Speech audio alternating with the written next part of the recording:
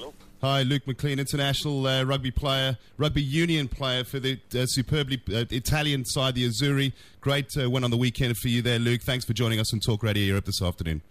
Thanks for having me. Luke, I suppose it is fitting to begin with that great performance on the weekend, 23 points to 18, and your opening encounter of the Six Nations this year against the much fancied and favoured French.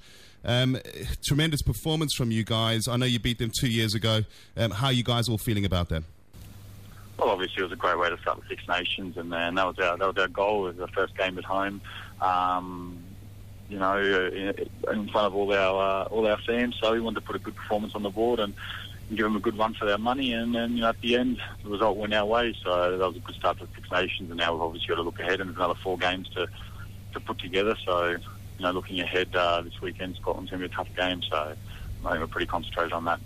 Luke, I'm a South African and a rugby fan, very much so. I thought your performance on Sunday was certainly the best performance of the entire Six Nations over the first round of matches this weekend. You completely outplayed the French, in my opinion, in all departments. Your organisation was better, your handling skills were better, you offloaded the better than the two sides, and you also kept your errors, most importantly, less than the French. Is that a fair appraisal from your side as to how you think the game went?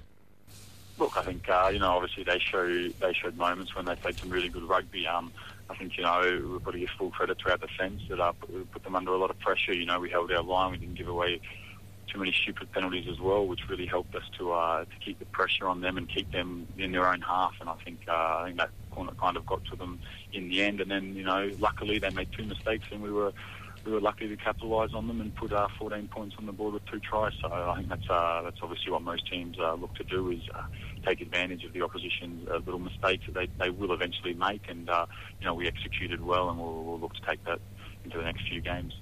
Luke, it's always tough to pick out individuals after such a good team performance all round. However, Luciano Orrego at number 10, he was pivotal in the contribution. He showed great attacking flair and qualities as well. Now that you've got a pack that's capable of competing against the best packs in the world, generating forward momentum, it must be quite exciting for you as an outside back to be able to now use that ball more effectively going forward in an attacking way. Yeah, obviously, that's what that was our goal on the weekend, is when we do get that go-forward ball to really take advantage of it and try and look for space. And I think that's what Lucho did very well, so full credit to Lucho. He played well off the forwards and organised well, as you said. We had some good organisation. Everyone knew what they had to do and when they had to do it. And you've got to give credit to the halfback and the number 10 for that, because they're the ones that really guide us around the football field.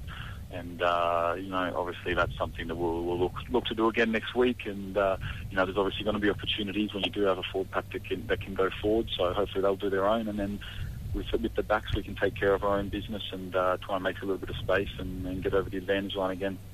We've mentioned briefly Luciano, tremendous performance by him, a very exciting young player. But your captain, Sergio Parisi, I mean, what could be said about this man? A tremendous Six Nations last year.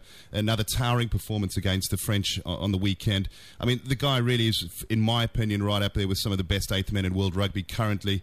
Just how much of an inspiration is he to you guys in the Italian squad? Yeah, definitely. I think he would have known as well that he was up against a very fancied number 8 in Picamol, and I think he really showed his worth, Sergio, on the weekend. Obviously scored a try, and just around the field, his general work rate and carrying the ball, cleaning rucks, being a nuisance in and around the rucks and whatnot, and obviously does really give us some guidance out on the field, and I think that's very important for us. Every good team has a good captain, so I think that's what Sergio is for us, and I think he does a great job, and I think he definitely is up there in one of the best number 8s in world rugby. Luke, there's going to be some listeners out there that are going to hear the interview going out live on my show on Friday evening. They're going to hear the Australian accent. They're going to be thinking Italian rugby. It's not an impossible situation nowadays. We've seen the likes of Simone-born Manu Tulagi plying his trade in Europe alongside the likes of Matt Stevens and Bradley Barrett from South Africa. But I know what your background is. But just give the listeners a little bit of an idea of how you actually ended up coming to get your first cap for Italy back in 2007, if my memory serves me correctly, against South Africa. Yeah, I came over In 2007, signed a 2-year deal to play with Carlton. I thought I'd have a nice little experience and then see where it took me. And then, luckily enough, after 6 months of playing in Europe, Nick Mallett gave me a call up, and luckily got to make my debut against the Springboks in Cape Town. So I couldn't have asked for much more, really. Got to play number 10 as well. So really got the best of everything. And as much as the result didn't go our way, and we ended up losing against the Springboks. The weekend later, we went to Argentina and got a win. So it was a great way to start off my international career. On Saturday, 43 caps later it will be. But just going back to that period around about 2007, you had other options as well, Luke, if I'm correct in saying, and one of those options was to play Super 15 rugby for the Western Force, which had only been established by that stage for 2 years. 2007, I think, was the time where you had a chance to put pen to paper and join this club in Super 15 rugby. Great tournament, as we all know, around the world in rugby. To play alongside the likes, I think, of Nathan Sharp, who might have been there in those days, and Matt Gitto, who certainly had signed from the Brumbies, I think, by 07 as well. That must have been a tough decision for you to make.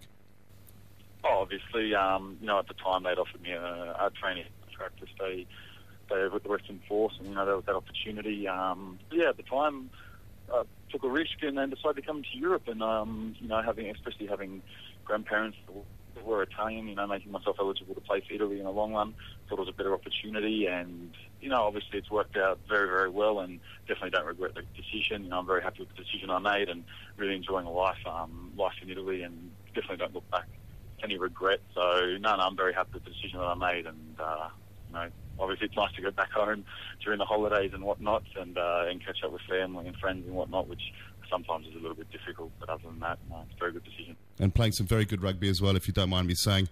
Luke, this weekend, another great big fixture for you guys at Murrayfield. You got 3 Six Nations games at home in front of your home fans this year. One of those is away at Murrayfield, a side that you beat last year, 13 points to 6. You're coming in with a great autumn international. I mean, you had a couple of good matches against the Aussies and the All Blacks as well, put together a couple of good halves there as well, and showed that you are capable of competing. But you've taken the next step up, certainly from what I've seen on Sunday, and you guys must be going to Murrayfield this weekend thinking, our target of winning 2 Six Nations matches this season can be attained, and the second one can be done this weekend. Look, obviously, that's something we've tried not to really talk about too much, is about going there and winning. Personally, myself, I've played there twice, and twice I've been on the wrong end of the scoreboard. So it's definitely hard. Every Six Nations match is difficult, and especially when you're playing away from home against a very good Scottish team. I think we watched them play obviously against England last weekend, and they move the ball well. They're very aggressive. They've got some very big centres. They've got a lot of pace out wide. Very good back rows. Richie Gray takes the ball up very well. We're under no illusion. It's going to be a very difficult game, and we're going to have to be on our best to hang around there. Obviously, in saying that, it's important that we do play 80 minutes of good rugby, and we'll really concentrate on playing our own game and looking at what we can control, and then obviously the result will come from there. Well, there was a couple of names in what you mentioned there out wide. They've got a lot of pace in Tim Fitter and, of course, Richie Gray, who's going from strength to strength, a tremendous young talent he is. Do you have any specific game plan on maybe how to put Richie Gray on the back foot? No, obviously we haven't looked at individual things. As a group, we try and stick to our game plan and stick to what we can control, and that's something that we'll look to do again this weekend.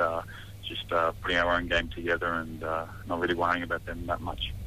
Your game plan, if I can ask, obviously without trying to give too much away, will your approach be different to Scotland this week to what it might have been, perhaps with the French flair in mind last week in your game plan? No, I think, obviously the game plan is something that will be for a surprise for Saturday. And, as I said, hopefully it works.